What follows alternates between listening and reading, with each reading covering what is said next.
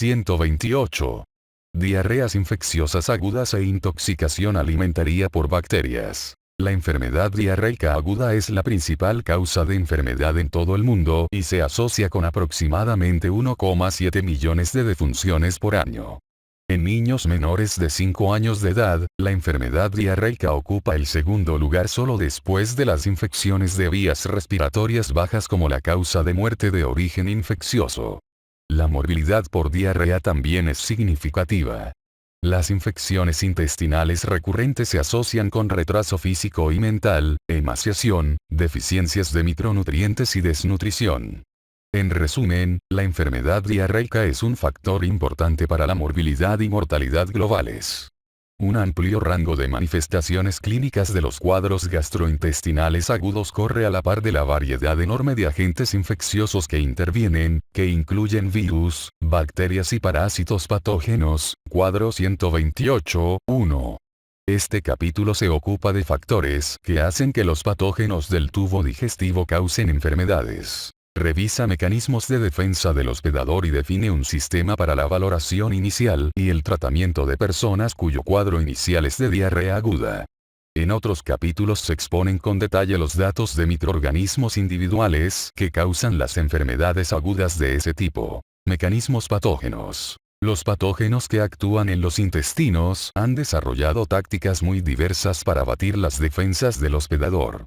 En el diagnóstico y el tratamiento de la enfermedad clínica asumen gran importancia los conocimientos de los factores de virulencia que utilizan dichos microorganismos. Tamaño del inóculo. El número de microorganismos que es necesario ingerir para causar enfermedad varía enormemente con la especie.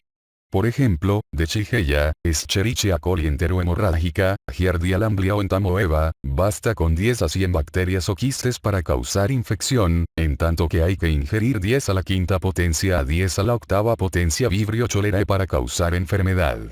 La dosis infectante de Salmonella varía ampliamente con la especie, hospedador o alimento que sirve de vehículo. La capacidad de los microorganismos para doblegar las defensas del hospedador conlleva importantes consecuencias en la transmisión. Se pueden diseminar por contacto de una persona a otra. Shigella, Escherichia coli enterohemorrágica, Entamoeba y Giardia, en tanto que en algunas situaciones se necesita que Salmonella prolifere en los alimentos varias horas antes de alcanzar una dosis infectante eficaz. Adherencia. Muchos microorganismos deben adherirse a la mucosa del tubo digestivo como fase inicial en el proceso patógeno. Así, los microorganismos que pueden competir con la flora normal de ese órgano, y colonizar la mucosa tienen un factor de ventaja neta en la génesis de la enfermedad. Algunas proteínas específicas de la superficie celular que intervienen en la adherencia de las bacterias a los enterocitos, constituyen determinantes importantes de la virulencia. Por ejemplo, Vibrio cholerae se adhiere al borde en cepillo de los enterocitos de intestino delgado por medio de adhesinas específicas de superficie, que incluyen el pelo corregulado por toxina y otros factores accesorios de colonización. Escherichia coli enterotoxígena, causante de diarrea acuosa, genera una proteína de adherencia llamada antígeno del factor de colonización que es necesario para la colonización de la zona superior del intestino delgado por dicho microorganismo, antes de la producción de la enterotoxina. Escherichia coli enteropatógena, agente de diarrea en niños de corta edad, y Escherichia coli enterohemorrágica, causativa de colitis hemorrágica y el síndrome hemolítico urémico, generan determinantes de virulencia que permiten a tales microorganismos adherirse y borrar el borde en cepillo del epitelio intestinal. Producción de toxina. La producción de una o varias exotoxinas es una fase importante en la patogenia de numerosos microorganismos patógenos de tipo entérico. Tales toxinas comprenden las enterotoxinas, causales de diarrea acuosa al actuar de manera directa en los mecanismos de secreción de la mucosa intestinal. Citotoxinas, que causan destrucción de las células de la mucosa y diarrea de origen inflamatorio, y las neurotoxinas, que actúan de manera directa en el sistema nervioso central o el periférico. La enterotoxina prototípica es la del cólera, que es una proteína heterodimérica compuesta de una subunidad A y 5 subunidades B. La primera subunidad contiene la actividad enzimática de la toxina, en tanto que el pentámero de las siguientes subunidades une la holotoxina al receptor de superficie del enterocito, que es el gangliósido GM1. Una vez que se adhiere la holotoxina, es translocado un fragmento de la subunidad a través de la membrana de las células eucariotas y de ahí al citoplasma, en donde cataliza la adenosina difosfato ribosilación de una guanosina trifosfato unida a proteína y origina activación persistente de la adenilatociclasa. El resultado final es un incremento del adenosin monofosfato cíclico en las células intestinales, lo cual intensifica la secreción de ion cloro y disminuye la absorción de ion sodio, que a su vez origina pérdida de líquido y con ello producción de diarrea. Las cepas enterotoxígenas de Escherichia coli pueden producir una proteína llamada enterotoxina termolábil, similar a la toxina del cólera, y ocasiona diarrea secretora por el mismo mecanismo. Como posibilidad alterna, cepas enterotoxígenas de Escherichia coli pueden producir enterotoxina termoestable, y una de sus formas causa diarrea por activación de la guanilatociclasa e incremento del guanosin monofosfato cíclico intracelular. Algunas cepas enterotoxígenas de Escherichia coli producen enterotoxina termolábil y enterotoxina termoestable por igual. A diferencia de lo comentado, las citotoxinas bacterianas destruyen células de la mucosa intestinal y ocasionan el síndrome de disentería en que hay expulsión de heces sanguinolentas que contienen células de inflamación. Los patógenos intestinales que producen dichas citotoxinas comprenden Shigella dysenteriae tipo 1, Vibrio parahemolyticus y Clostridium difficile. Las cepas de Shigella dysenteriae tipo 1 y la cepa productora de Shiga de Escherichia coli producen citotoxinas potentes y se les ha vinculado con brotes de colitis hemorrágica y síndrome hemolítico urémico.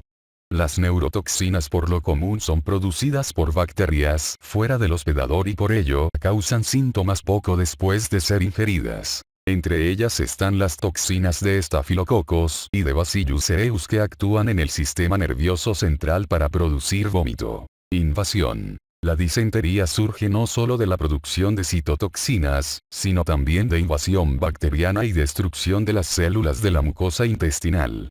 Las infecciones por Shigella y Escherichia coli enteroinvasora se caracterizan porque los microorganismos invaden las células del epitelio de la mucosa, se multiplican dentro de dicho epitelio y más tarde se propagan a células vecinas.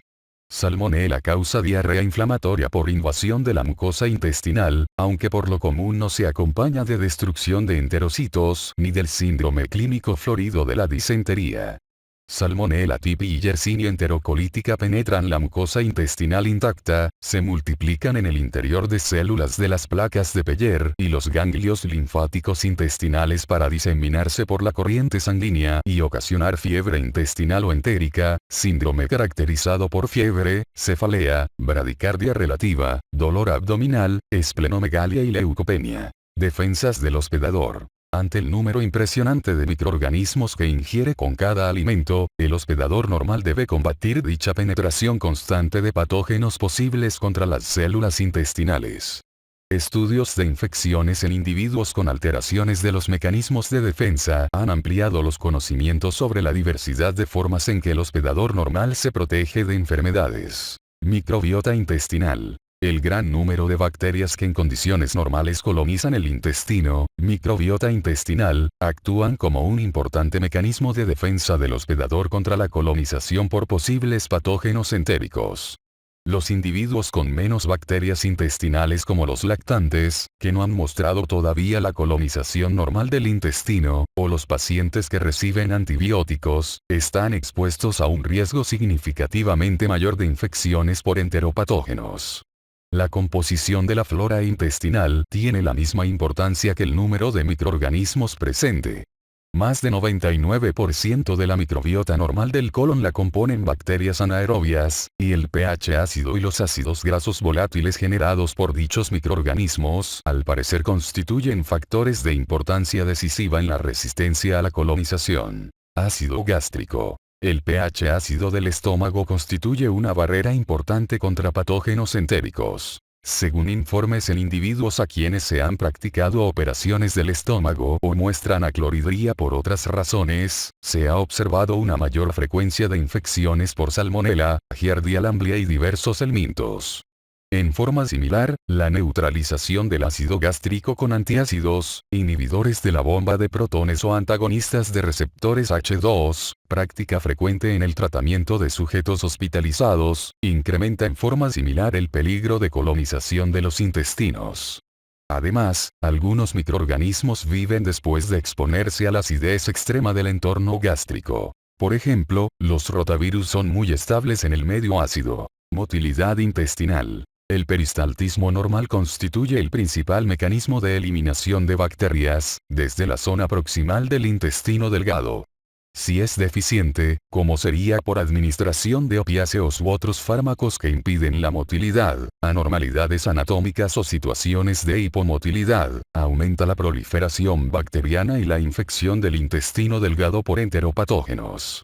Algunos individuos cuyo tratamiento de la infección por Shigella incluye el clorhidrato de difenoxilato junto con atropina, muestran fiebre duradera y expulsión de microorganismos al exterior, en tanto que los pacientes que reciben opiáceos contra la gastroenteritis leve por salmonela muestran una frecuencia mayor de bacteriemia que los que no los reciben. Mucina intestinal. Una capa compleja de moco, producida por células secretoras especializadas, cubre el estómago, el intestino delgado y el intestino grueso, y constituye una separación entre la microbiota y el epitelio. El grosor y los constituyentes de esta barrera de moco varían en todo el tracto gastrointestinal. La barrera de moco se recambia con rapidez y comprende glucoproteínas y una gama de moléculas antimicrobianas, e inmunoglobulinas secretadas dirigidas contra antígenos microbianos específicos. Los agentes patógenos entéricos han adquirido por evolución una amplia gama de estrategias para superar esta barrera y, así, alcanzar el epitelio subyacente y causar enfermedad. Por ejemplo, los microorganismos patógenos pueden penetrar en la capa de moco al secretar enzimas para degradar el moco, o por medio de motilidad mediada por flagelos. Algunos microorganismos, como Shigella, secretan toxinas que pueden difundirse a través de la capa de moco y alterar el epitelio subyacente. La disminución resultante de la producción de moco permite al microorganismo patógeno llegar a la superficie celular. Inmunidad. Las respuestas inmunitarias de tipo celular y la producción de anticuerpos intervienen de manera importante en la protección contra infecciones intestinales. La inmunidad de tipo humoral contra los enteropatógenos consiste en inmunoglobulina G e inmunoglobulina M sistémicas y también inmunoglobulina A, secretora. El sistema inmunitario de la mucosa puede ser la primera línea de defensa contra muchos patógenos gastrointestinales. La unión de antígenos bacterianos a las células M de la superficie luminal en la porción distal del intestino delgado y la presentación ulterior de dichos antígenos al tejido linfoide subepitelial permite la proliferación de linfocitos sensibilizados.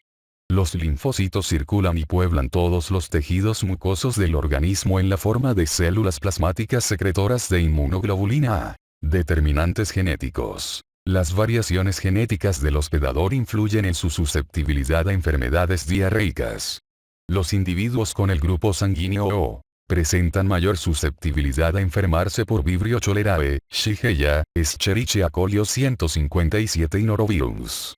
Los polimorfismos en los genes que codifican los mediadores de inflamación han sido vinculados con los resultados de la infección por Escherichia coli enteroagregativa, Escherichia coli productora de enterotoxina, Salmonella, Clostridium difficile y Vibrio cholerae. Estudio del paciente. Diarrea infecciosa o intoxicación alimentaria por bacterias. El diagnóstico de la persona con posible diarrea de origen infeccioso o intoxicación alimentaria por bacterias se incluye en la figura 128.1. Anamnesis. Las respuestas a preguntas con gran capacidad de discriminación permiten disminuir a muy breve plazo el número de posibles causas de diarrea, y orientan sobre la necesidad de tratamiento. La figura 128.1 incluye elementos importantes de la anamnesis narrativa. Exploración física. La exploración de los pacientes en busca de signos de deshidratación aporta información esencial en cuanto a la intensidad del trastorno diarreico y la necesidad de tratamiento rápido. Los signos que denotan deshidratación leve son sed, xerostomía, disminución del sudor axilar y de la diuresis, y cierto adelgazamiento. Entre los signos de deshidratación moderada están la hipotensión ortostática, la gran laxitud de la piel y el hundimiento de los globos oculares, o en los lactantes, hundimiento de la fontanela. Entre los signos de deshidratación intensa están letargia, hiporreflexia, pulso débil, hipotensión y choque franco. Diagnóstico. Una vez valorada la gravedad de la enfermedad, el clínico debe diferenciar entre las enfermedades inflamatorias y las no inflamatorias. Con los datos de la anamnesis y las características epidemiológicas del caso, el clínico podrá valorar a muy breve plazo la necesidad de nuevos intentos para definir una causa específica y también para la intervención terapéutica. Los datos de la anamnesis pueden complementarse con el estudio de una muestra de heces. Los excrementos burdamente sanguinolentos o mucosos sugieren un proceso inflamatorio. El estudio de los leucocitos en las heces, en un preparado de extensión fina de heces en una laminilla a la que se agrega una gota de azul de metileno y la revisión en preparación húmeda, sugiere enfermedad inflamatoria en individuos con diarrea, aunque no hay consenso respecto al valor predictivo de tal estudio. La prueba en busca de lactoferrina fecal, marcadora de leucocitos en heces, es más sensible y se le practica en formatos de aglutinación de látex y la técnica de enzimo-inmunoanálisis de absorción. El cuadro 128.1 cita las causas de diarrea infecciosa aguda, divididas en inflamatorias y no inflamatorias. Complicaciones postdiarrea. Quizá haya complicaciones crónicas después de la resolución de un episodio de diarrea aguda. El médico debe preguntar por enfermedad diarreica previa si se observan las condiciones listadas en el cuadro 128.2. Epidemiología. Antecedentes de viajes. De los millones de personas que cada año viajan de países industrializados templados a regiones tropicales de Asia, África y Centroamérica y Sudamérica, 20 a 50% muestra comienzo repentino de cólicos abdominales, anorexia y diarrea acuosa, la llamada diarrea del viajero, que constituye una de las infecciones más comunes causadas por los viajes, capítulo 119. El cuadro suele comenzar unos 3 días a 2 semanas después que llegó el viajero al área con pocos recursos. Muchos casos comienzan en los primeros 3 a 5 días. El cuadro por lo común cede por sí solo y dura 1 a 5 días. La elevada frecuencia de diarrea entre los viajeros en zonas subdesarrolladas depende de la ingestión de alimento o agua contaminados. Los microorganismos que causan la diarrea del viajero varían notablemente de un sitio a otro, cuadro 128.3, así como el perfil de resistencia antimicrobiana. En todas las áreas las cepas de Escherichia coli enterotoxígenas y enteroagregativas son los microorganismos aislados con mayor frecuencia en personas con el clásico síndrome de diarrea secretora del viajero. La infección por Campylobacter jejuni es especialmente frecuente en zonas de Asia. Localización. Las comunidades cerradas y semicerradas, en que se incluyen guarderías, escuelas, asilos y cruceros son entornos importantes para brotes epidémicos de infecciones entéricas. El norovirus, que es muy contagioso y resistente en superficies, es el agente causal más común relacionado con brotes epidémicos de gastroenteritis aguda. Otros microorganismos comunes que a menudo se diseminan por contacto fecal oral en tales comunidades son Shigella, Campylobacter jejuni y Cryptosporidium.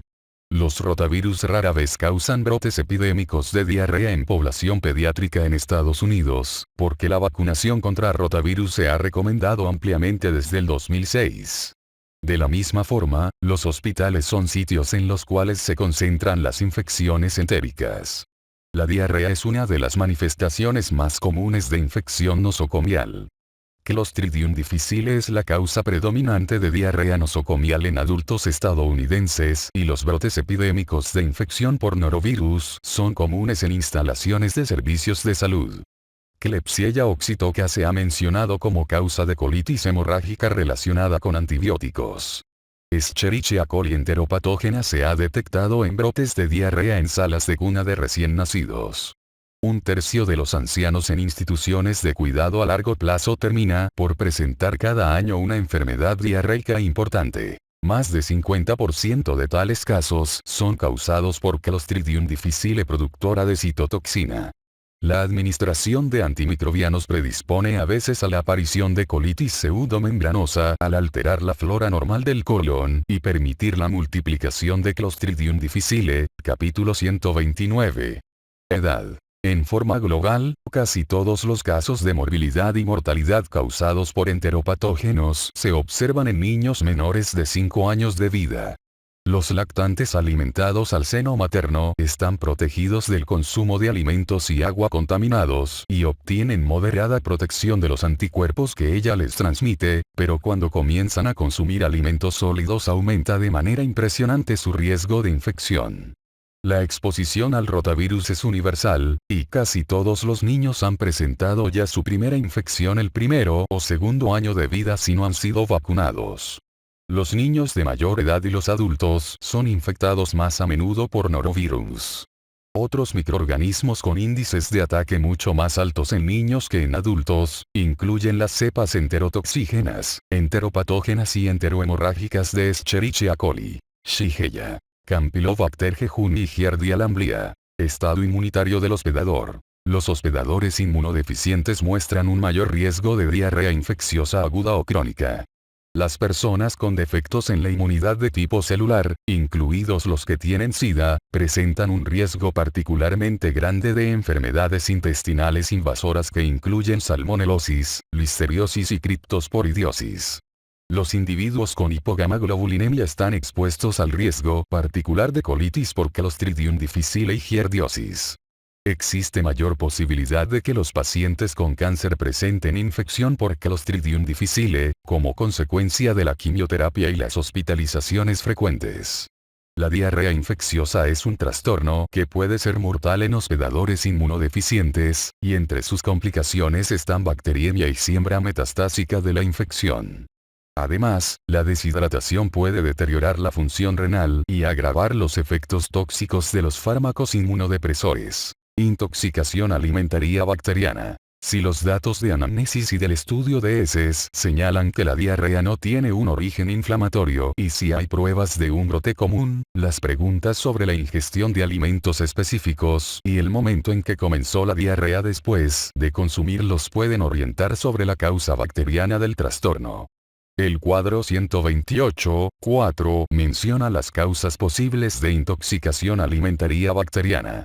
El cuadro bacteriano causado por una enterotoxina elaborada fuera del hospedador como la generada por Staphylococcus aureus o Bacillus cereus tiene el periodo más breve de incubación, 1 a 6 horas, y por lo regular dura menos de 12 horas. Casi todos los casos de intoxicación alimentaria por estafilococos provienen de la contaminación a partir de portadores humanos infectados. Los estafilococos se multiplican a temperaturas muy diversas. Así, si se deja enfriar lentamente al alimento y sigue a la temperatura ambiental después de su cocción, los microorganismos tendrán la oportunidad de formar la enterotoxina. Los brotes después de excursiones campestres en que se sirvieron ensalada de papa, mayonesa y pasteles con crema, han constituido ejemplos clásicos de intoxicación alimentaria por estafilococos. En ellos aparecen a menudo diarrea, náusea, vómito y cólicos abdominales, aunque con menor frecuencia surge fiebre. Bacillus cereus causa un síndrome con un lapso breve de incubación que constituye la llamada forma emética, mediada por una enterotoxina estafilocócica, u otro con un lapso más largo de incubación, 8 a 16 horas, que es la forma diarreica, por una enterotoxina que se asemeja a enterotoxina termolábil de Escherichia coli, en que son característicos la diarrea y los cólicos abdominales, pero falta generalmente el vómito. La forma emética de intoxicación alimentaria por Bacillus cereus proviene de la ingestión de arroz frito contaminado. El microorganismo frecuentemente se encuentra en el arroz crudo, y sus esporas termoresistentes viven después de la cocción por ebullición. Si el arroz cocido no se refrigera, germinarán las esporas y producirán toxina. Freír el alimento antes de servirlo quizá no destruya la toxina preformada termoestable. La intoxicación alimentaria por Clostridium perfringens tiene un periodo de incubación un poco más largo, 8 a 14 horas, y es consecuencia de la supervivencia de esporas termoresistentes en carne de res, aves o leguminosas mal cocidas. Después de la ingestión se genera la toxina en el intestino, lo cual produce cólicos abdominales y diarrea moderadamente intensos. El vómito no es frecuente, al igual que la fiebre. El cuadro cede por sí solo y rara vez dura más de 24 horas. No todas las intoxicaciones alimentarias provienen de bacterias. Entre los agentes no bacterianos que originan la intoxicación con incubación breve está la capsaicina, que aparece en pimientos picantes y toxinas detectadas en peces y mariscos, capítulo 451. Valoración por estudios de laboratorio. Muchos casos de diarrea de origen no inflamatorio ceden por sí solos o pueden tratarse en forma empírica. En tales situaciones el clínico quizá no necesite identificar una causa específica. Por medio de cultivos corrientes es imposible diferenciar Escherichia coli potencialmente patógena respecto de la flora fecal normal, y en muchos laboratorios clínicos no se cuenta con métodos para detectar las enterotoxinas. En situaciones en que surge la preocupación y la duda por el cólera, habrá que hacer cultivos de las heces en medios selectivos como el de tiosulfato citrato sales biliares sacarosa o agar con telurita taurocolato gelatina. Un método de aglutinación por látex ha hecho que en muchos laboratorios sea práctica la detección rápida de rotavirus en las heces, en tanto que se han creado para la identificación de norovirus una reacción en cadena de la polimerasa con transcriptasa inversa y ensayos para antígenos específicos. Las muestras de heces deben ser estudiadas por métodos rápidos basados en inmunofluorescencia o, menos sensibles, estudios microscópicos corrientes en busca de quistes de Giardia o Cryptosporidium, si el clínico tiene la fuerte sospecha de que los microorganismos mencionados participan en el cuadro. En todo sujeto con fiebre y manifestaciones de enfermedad inflamatoria adquirida fuera de un hospital, deben hacerse cultivos de sus heces en busca de Salmonella, Shigella y Campylobacter. Es posible detectar de forma selectiva Salmonella y Shigella con agar de McConkey, en la forma de colonias que no fermentan la lactosa, incoloras, o pueden ser cultivadas en agar para Salmonella Shigella o en caldo enriquecido con selenita, pues ambos inhiben la proliferación de casi todos los microorganismos, salvo los dos patógenos mencionados. En la valoración de la diarrea de origen nosocomial, debe orientarse el estudio inicialmente a la identificación de Clostridium difficile. El cultivo de heces en busca de otros patógenos en dicha situación genera un índice de confirmación muy pequeño y no es rentable. Las toxinas A y B, producidas por las cepas patógenas de Clostridium difficile se detectan por ensayos rápidos y pruebas de aglutinación con látex o reacción en cadena de la polimerasa, capítulo 129. El aislamiento de Campylobacter jejuni obliga a inocular heces recién obtenidas en el medio selectivo de cultivo e incubación a 42 grados en una atmósfera microaerófila. En muchos laboratorios estadounidenses, Escherichia coli 157. H7 constituye uno de los patógenos que se aíslan más a menudo de heces francamente sanguinolentas. Las cepas de dicho serotipo enterohemorrágico se identifican en laboratorios especializados por técnicas de serotipificación, pero también pueden identificarse sobre bases presuntivas en laboratorios de hospital en la forma de colonias indolpositivas, fermentadoras de la lactosa, de gérmenes que no fermentan el sorbitol, colonias blancas, en placas de McConkey con sorbitol. Si el cuadro inicial sugiere la posibilidad de amebosis intestinal, deben analizarse las heces por un método de detección rápida de antígeno o por un estudio microscópico, menos sensible y menos específico. Los métodos de amplificación de ácido nucleico múltiple para la detección de muchos agentes patógenos, virus, bacterias y parásitos, en las heces se están usando cada vez más en laboratorios de microbiología clínica para disminuir el tiempo que transcurre hasta la detección de un agente patógeno. Si bien estas pruebas pueden ser más sensibles y rápidas que los métodos de cultivo estándar, la falta de un aislado microbiano impide la determinación de la sensibilidad a antimicrobianos y la tipificación de cepas por las autoridades de salud pública para detectar brotes de una fuente común y responder a ellos. Por esta razón, los Centros de Control y Prevención de Enfermedades sugieren que el diagnóstico de una infección bacteriana entérica mediante un método de amplificación de ácido nucleico vaya seguido por un intento de aislamiento del agente patógeno por medio de cultivo. Tratamiento: diarrea infecciosa o intoxicación alimentaria bacteriana. En muchos casos no es necesario el diagnóstico específico o no está disponible para orientar en el tratamiento. El clínico puede utilizar la información obtenida de la anamnesis, el estudio de las heces y la valoración de la gravedad de la deshidratación. En el cuadro 128.5 se incluyen los regímenes empíricos para tratar la diarrea de los viajeros. El elemento básico del tratamiento es la rehidratación adecuada. El tratamiento del cólera y otros cuadros diarreicos deshidratantes fue revolucionado con la adopción de soluciones de rehidratación oral, cuya eficacia depende del hecho de que la absorción de sodio y agua facilitada por glucosa en el intestino delgado no cambie en presencia de la toxina del cólera. El uso de soluciones de rehidratación oral ha disminuido las cifras de mortalidad por cólera, de más de 50%, en casos no tratados, a menos de 1%. Se han utilizado diversas fórmulas de soluciones de rehidratación oral.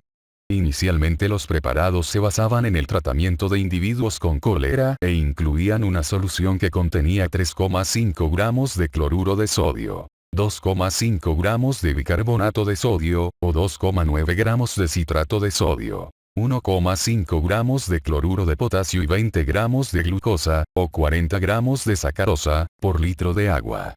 La preparación anterior aún se utiliza para tratar el cólera grave, sin embargo, muchas causas de diarrea secretora se acompañan de una pérdida menor de electrolitos que la que ocurre en el cólera. Desde 2002 la Organización Mundial de la Salud recomendó unas soluciones de rehidratación oral que tuviera menor osmolaridad y menos cloruro de sodio, que resultó ser mejor tolerada y más eficaz que las soluciones de rehidratación oral clásica. La preparación comentada contiene 2,6 gramos de cloruro de sodio, 2,9 gramos de citrato trisódico, 1,5 gramos de cloruro de potasio, y 13,5 gramos de glucosa, o 27 gramos de sacarosa, por litro de agua. Las presentaciones de soluciones de rehidratación oral que contienen arroz o cereal como la fuente de carbohidratos pueden ser todavía más eficaces que las soluciones basadas en glucosa. Los individuos fuertemente deshidratados o en quienes el vómito impide utilizar la terapia oral, deben recibir por vía intravenosa soluciones como la de Ringer con lactato. Muchas de las formas de la diarrea secretora de viajeros, por lo común causadas por Escherichia coli enterotoxígena o enteroagregativa o por Campylobacter, pueden ser tratadas eficazmente por medio de rehidratación, subsalicilato de bismuto o agentes antiperistálticos. Los antimicrobianos pueden acortar la duración de la enfermedad desde 3 a 4 días hasta 24 a 36 horas, pero pueden asociarse con la adquisición de microorganismos resistentes a múltiples fármacos. No se ha demostrado que los cambios en la alimentación modifiquen la duración de la enfermedad, aunque sigue en debate la eficacia de los probióticos. Muchas personas con un cuadro inicial de disentería, diarrea sanguinolenta y fiebre, deben ser tratadas en forma empírica con un antimicrobiano, como una fluoroquinolona o un macrólido, en el lapso de espera de la llegada de los resultados del análisis microbiológico de las heces. Las personas con shigellosis deben ser tratadas por un lapso de 3 a 7 días. Los individuos con infección por Campylobacter más grave o prolongada suelen beneficiarse también del tratamiento con antimicrobianos.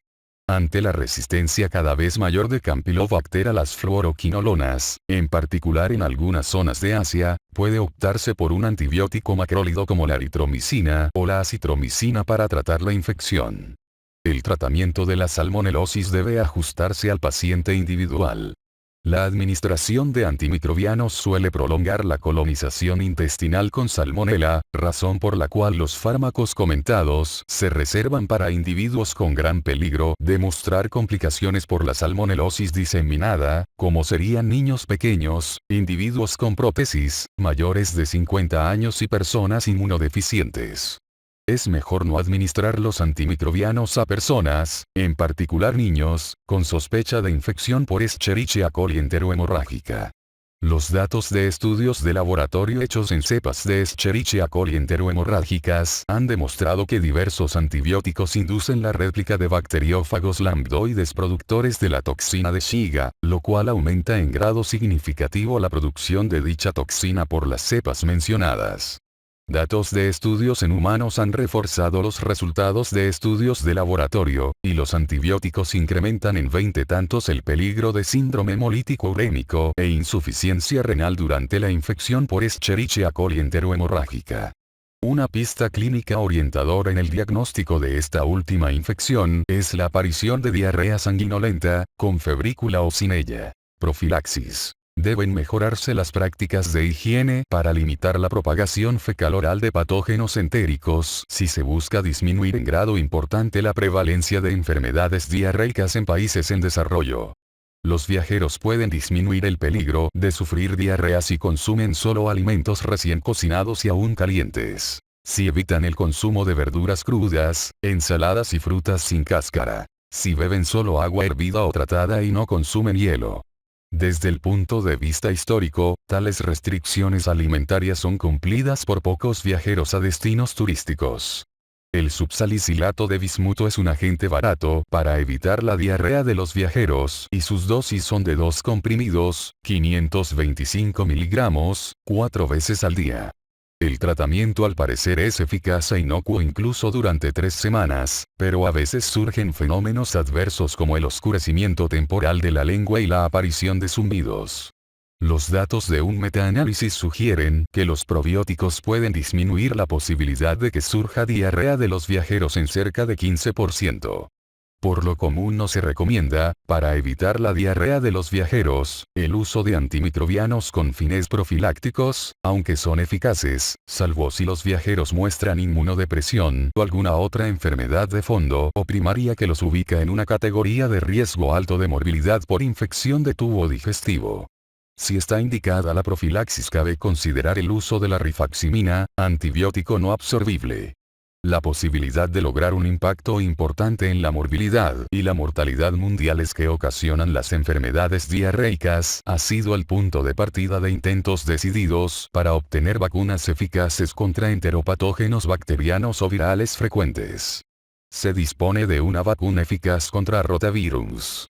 También se cuenta con vacunas contra Salmonella typhi y Vibrio cholerae, aunque la protección que brindan es incompleta, breve o tiene ambas características.